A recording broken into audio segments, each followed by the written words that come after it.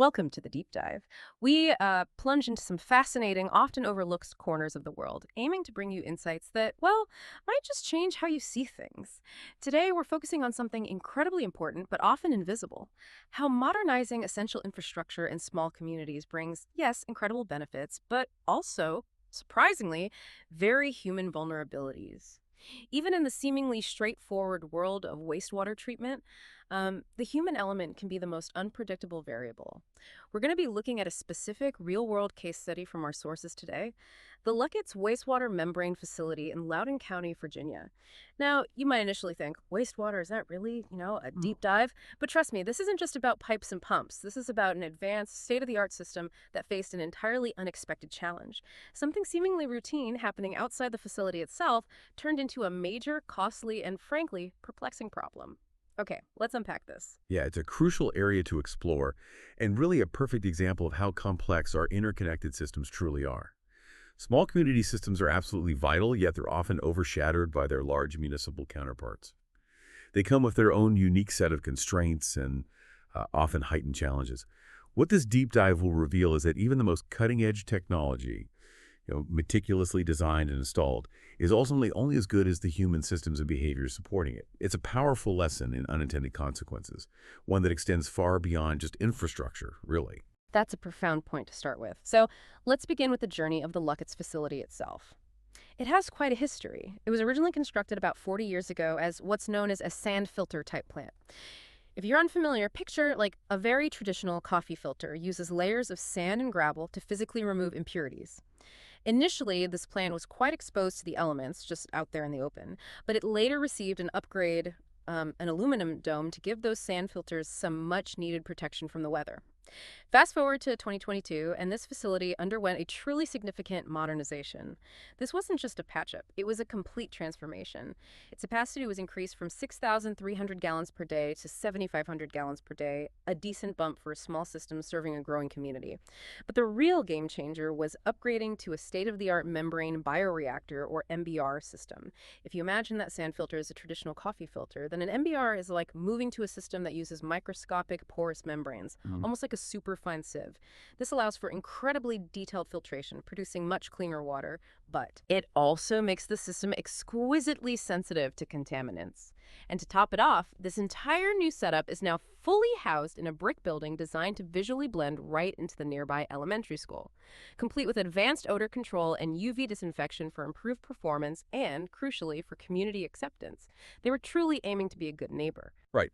And what's truly fascinating here is how this upgrade wasn't just about raw capacity, but about being an integrated, responsible neighbor and, leveraging cutting-edge technology. It signifies a significant commitment to long-term sustainability and meeting stringent environmental standards, even for a relatively small facility like Luckett's. It shows real foresight in trying to seamlessly integrate essential services into a community.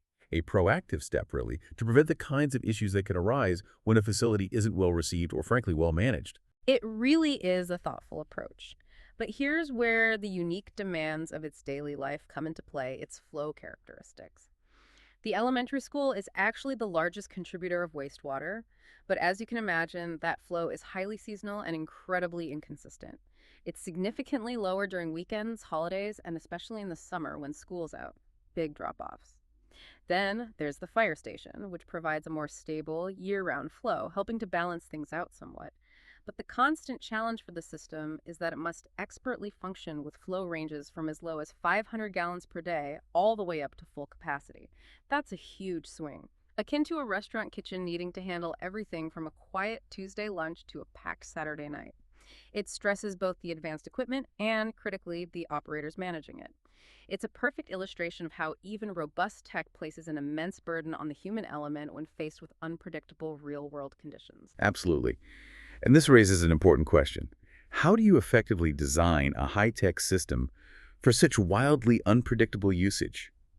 Is it even possible to engineer out all human variables, or does this case highlight that our focus on purely technical solutions might be, well, inherently flawed for community-based infrastructure?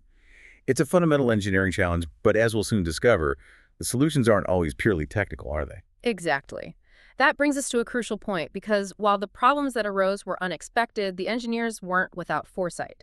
What were the key initial projections they made for this system's success, and where, maybe in retrospect, did those projections perhaps fall short?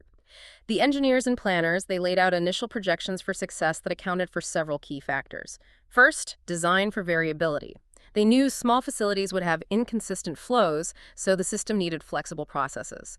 They built in redundancies, adjustable flow rates, smart controls, envisioning a purely technical solution to a technical problem. Makes sense. Second, diversification of sources. That fire station, providing stable flow, was a good example of adding consistent contributors to help stabilize the system. Third, upgrades are critical. The investment in modernization was seen as key to both capacity and reliability, ensuring they met the latest environmental standards. And finally, stakeholder coordination. They recognized the need to coordinate with facilities like the school and emergency services for scheduling and communication. What they perhaps didn't fully model, however, was the unpredictable variability of human behavior, which, well, would prove to be the real Achilles heel. Right. The human factor. Yeah. Always the wild card. In terms of daily operations, Loudoun Water provides a daily operator visit to keep a close eye on things. The core of this advanced MBR system, as we mentioned, is those submerged membranes handling the actual filtration.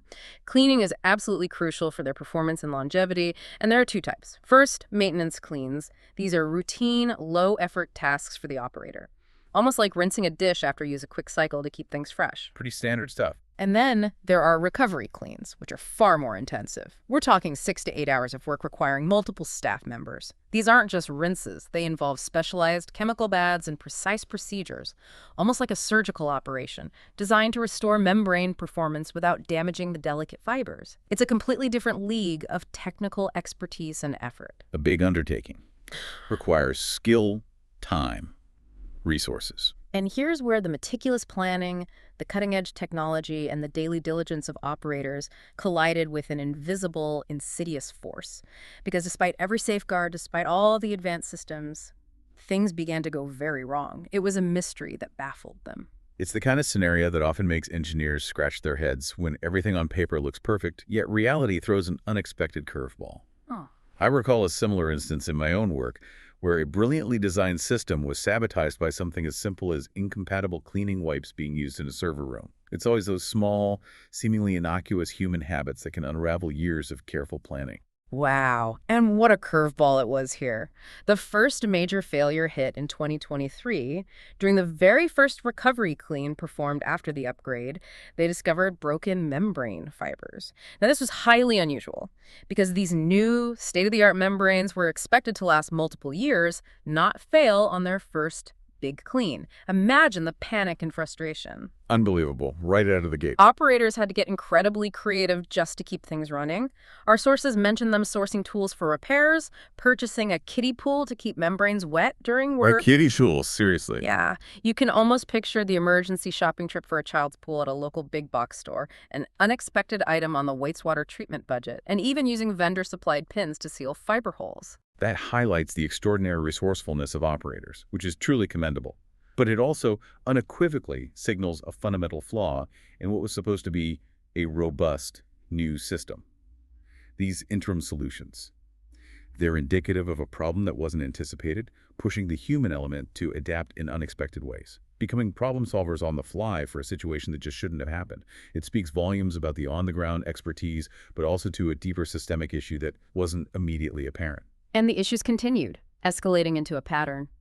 In 2024, the situation became so severe that the entire membrane modules had to be replaced, a significant cost and effort that absolutely wasn't in the initial A budget. huge expense. And then, the problem recurred in 2025 yet again. Imagine the mounting frustration. These state-of-the-art membranes, supposed to last years, were failing repeatedly, and no one knew why. The team at Loudoun Water knew they had a full-blown mystery on their hands. They embarked on a detective mission, analyzing every parameter, every chemical signature within the system.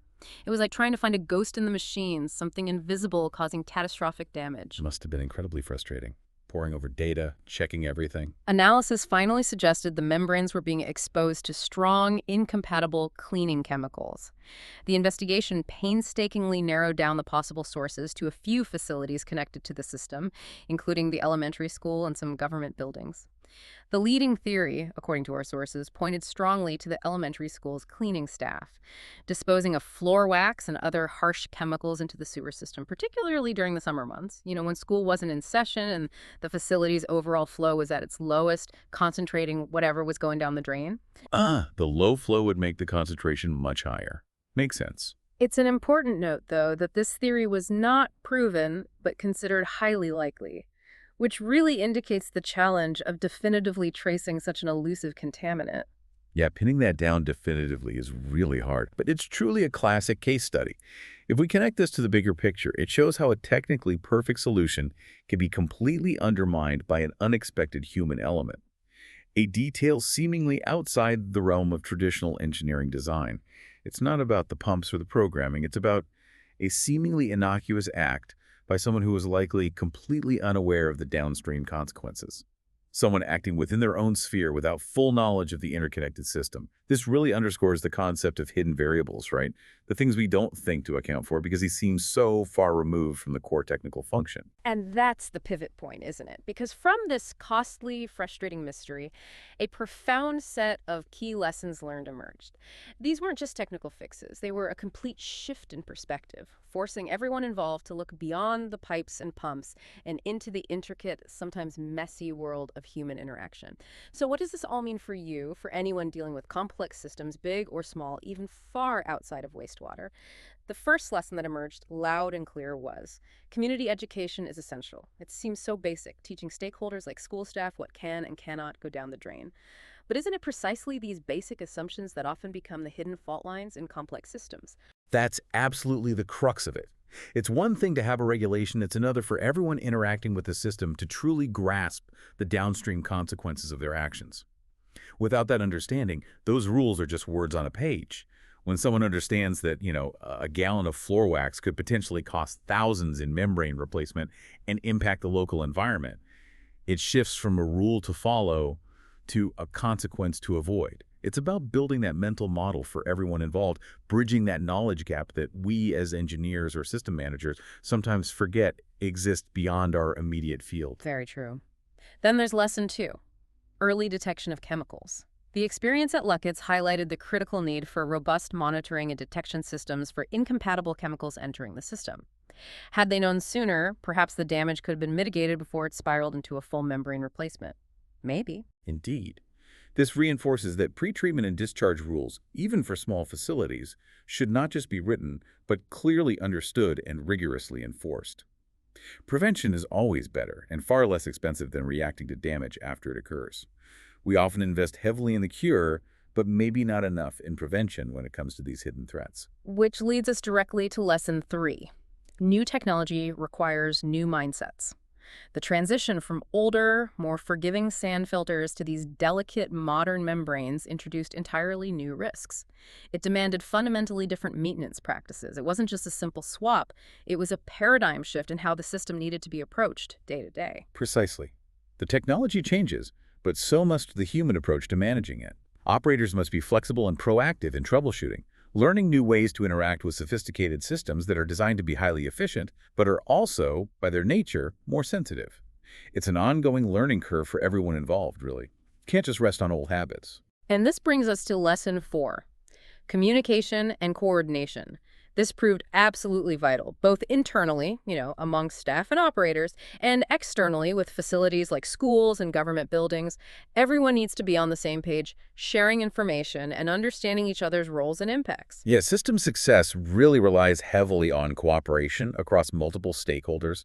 It's a shared responsibility that, if neglected, can quickly lead to systemic failure. When information silos exist or assumptions are made about what others know or are doing, that's where vulnerabilities truly flourish. Communication breakdown is often ground zero for problems. Couldn't agree more. Lesson 5, pretreatment matters. Even for small, decentralized systems like Lucketts, robust pretreatment programs outlining what can and cannot be discharged are crucial for reducing risk and protecting the significant investment in advanced technology. This is fundamental. Policies need to be clear, enforceable, and consistently communicated to be truly effective. A policy gathering dust on a shelf, or one that's only understood by a few people, well, it helps no one. It needs to be a living, breathing part of the operational culture. Yeah, not just a binder somewhere. And finally, lesson 6, resource constraints. Those intensive recovery cleans and emergency fixes, they demand significant staff time and highly specialized expertise, which, as our sources point out, may not always be readily available or budgeted for in smaller operations with leaner teams. The human capital required for these unexpected crises can be immense. Right. And this means budgeting for unexpected failures isn't just a nice to have, it's crucial, especially with small, specialized facilities that might have fewer dedicated resources. It's a call for foresight and financial planning, not just technical design. We must account for the human element, the potential for the unexpected, contingency plans and resource allocation. So, to bring it all back, the Lucketts facility, as challenging as its journey has been, illustrates a powerful lesson. Modernization can deliver huge benefits. Think cutting-edge odor control, vastly improved water treatment, a community-friendly design, but it also introduces entirely new vulnerabilities that aren't purely technical. It's not just about the infrastructure itself anymore. Critically, it's about human behavior, community education, and consistent stakeholder buy-in. It's about how everything connects, often in ways we don't fully appreciate until, well, something goes wrong. Exactly. And that's the core message to take away here. Consider where in your own life, or maybe your organization, a brilliantly designed system might be vulnerable. Not because of a technical flaw necessarily, but because of an uncommunicated expectation, an overlooked human habit, or maybe a lack of understanding at a critical touchpoint. The wastewater of unaddressed human factors. It can clog even the most advanced systems. A truly thought-provoking way to put it. Thank you for joining us for this deep dive. We hope these insights help you reflect on the unseen threats and the power of human connection in every system you encounter.